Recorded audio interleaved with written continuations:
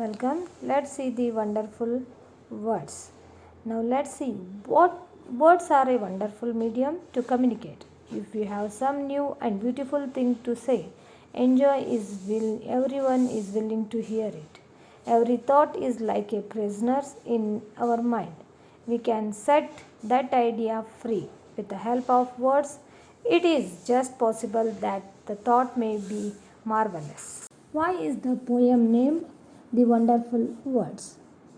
The words are the food and the dress of thoughts. Our thoughts can be expressed only through words. The poem tells us the secret of the word power. Why it is known as given the name wonderful words? Words are the food and dress of thoughts. Our thoughts can be expressed only through words. The poem tells us the secret of the word power. This poem is written by M.O. Nell. It is Mary Davenport Nell. Was an Irish poet and a dramatist and a friend and colleague of W.B. Yeats, George Russell and Austin Clarke. Born on August 3rd, 1879, Barrack Street, Perth, Australia, and died on 1967. She is the Irish citizenship and she is married Joseph O'Neill. Her education was in National College of Art and Design. Let's read the poem. Never let a thought shrivel and die for want of a way to say it, for English is a wonderful game and all of you can play it. All that you do is match the words to the brightest thoughts in your head so that they came out clear and true and handsomely groomed and fed.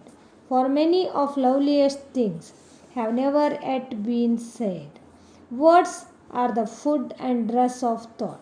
They give it its body and swing, and everyone's longing today to hear some fresh and beautiful thing. But only words can free a thought from its prison behind your eyes. Maybe your mind is holding now a marvelous new surprise. Now let's see the explanation. Never let a thought shrivel and die for want of the way to say it, for English is a wonderful game. Here, the poet is saying that never let an idea or thought die. In other words, never let it go without giving it expression. Just because you do not know how to speak or how to use the right words, English is a very rich language full of treasures. Let's move to the second para. And all of you can play it. All that you do is match the words to the brightest thought in your head so that they come out clear and true and handsomely groomed and fed. For many of the loveliest things have never yet been said. It means that the poet says that all of you can play it, which means everyone can use it effectively. You can find the perfect words for the thoughts or ideas in your head and give it a clear expression so that people can understand it clearly and nicely. Do not think that you cannot do it. There are yet many good things, the most beautiful ones, which has not been said that and not and done just because of lack of lack of words and knowledge. The poet is laying stress on learning a language correctly and completely. Let's move to the third stanza. Words are the food and dress of thought.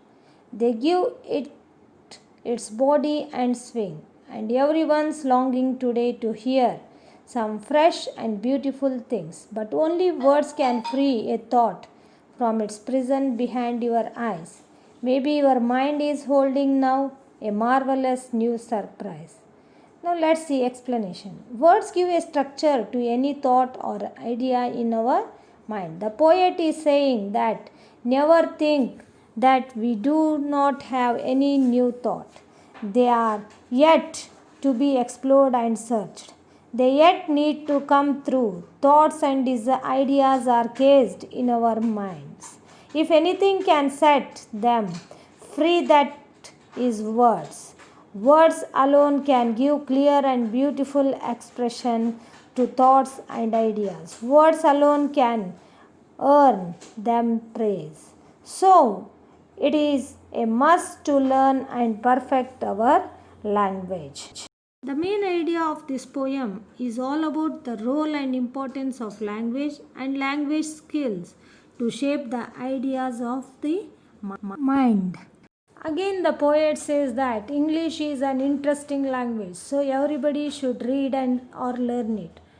Appropriate words are required to express thoughts, but words must match.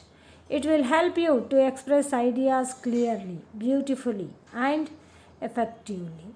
In lack of appropriate words, many ideas are not expressed.